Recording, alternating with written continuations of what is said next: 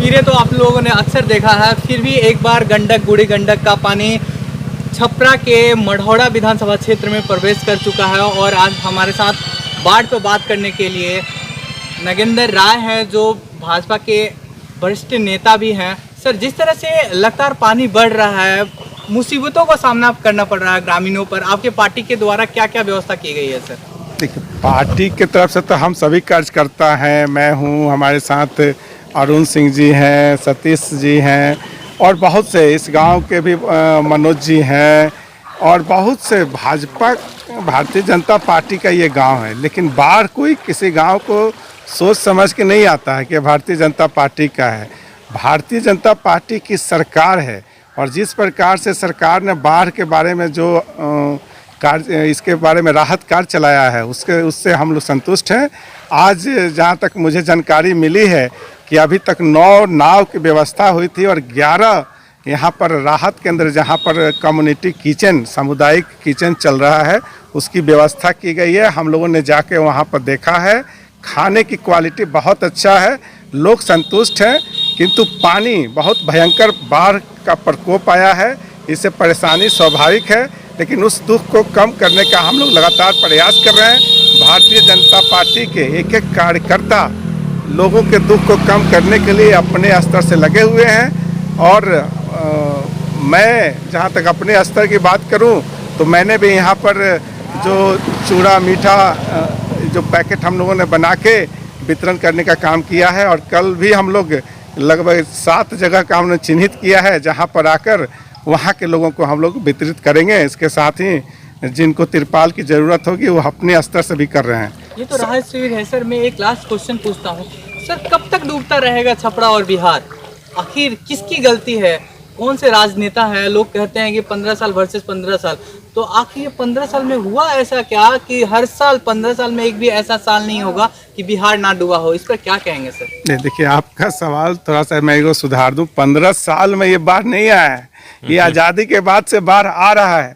इस पर राष्ट्रीय नीति बनाने की ज़रूरत है। जो नेपाल का पानी आता है, तो आपको मालूम होगा कि जो 72 साल का शासन है, इसमें किस पार्टी ने सबसे ज़्यादा 60 या 62 साल कांग्रेस के नेताओं ने यहाँ शासन किया।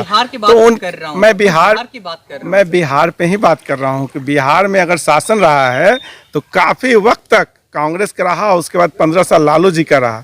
जब भारतीय जनता पार्टी और जेडीयू की सरकार बिहार में आई है तो इस पर व्यापक पैमाने पर इस पर निर्णय लिए जा रहे हैं।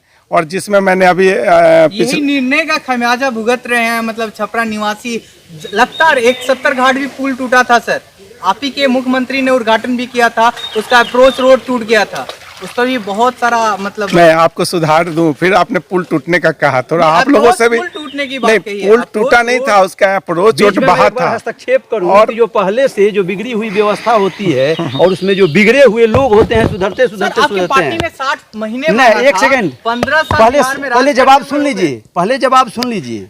आज भी इंजीनियर और ठेकेदार उसी मानसिकता के हैं और आज भी अधिकारी उसी मानसिकता के हैं। जो नीतीश कुमार के आ जाने से उनके लूटने की मानसिकता अभी बदल नहीं रही है, जिसने निश्चित रूप से उसमें घोटाला हुआ है और जिस पर हम आपको आश्वासन देते हैं, या आप भी आश्वस्त होंगे कि नीतीश मंत्री ठीक है तो उस पर कार्रवाई होगी। न्यूज पूछता है कि मंत्री कौन है और सरकार किसकी है। ठीक है, ये जिम्मेवारी मेरी है, लेकिन मेरा एक और क्वेश्चन लीजिए। स्वास्थ्य मंत्री के गृह जिले से आप ही के पार्टी के स्वास्थ्य मंत्री, पहले हाँ या ना बोलिए आप। है ना, सीवान उनका गृह जिला पड़ता है।